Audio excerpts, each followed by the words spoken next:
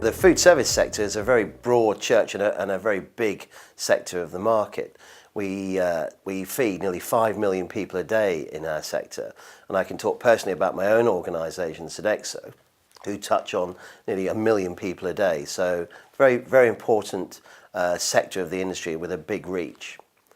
As far as consumers are concerned, they are becoming more educated and they are more aware of health and well-being issues, and it's something that's really important to us. So we need to really understand what are the issues and what can we do about it.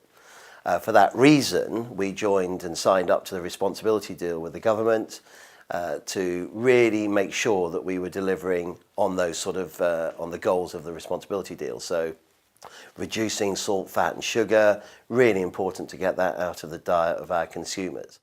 It's been really important for us to engage our chefs. They're at the forefront of this, so understanding our recipes and our menus and how they can influence what we provide to our consumers is really, really important. So we've offered a lot of training and guidance to our chefs so that they can adapt recipes to reduce salt, fat and sugar out of those particular recipes, and that's been really successful so far.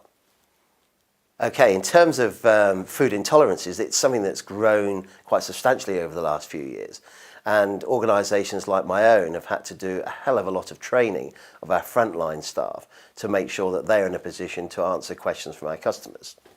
So if a customer or a school child was to say, is there peanuts in this particular dish, we need to be able to absolutely crystal clear whether there is or not, and offer alternatives should there be that in that particular product. So really important that we can deal with that at this moment in time.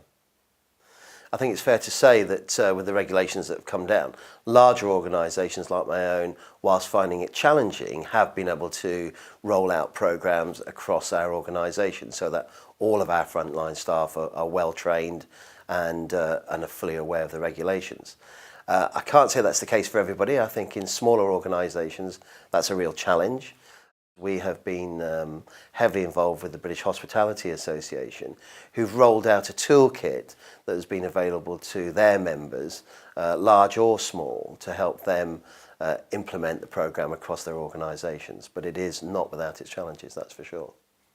In addition to looking after people from a health and well-being perspective and healthy eating, we often meet people at the other end of the spectrum where being malnourished is actually a feature, and that's something that's really challenging for us.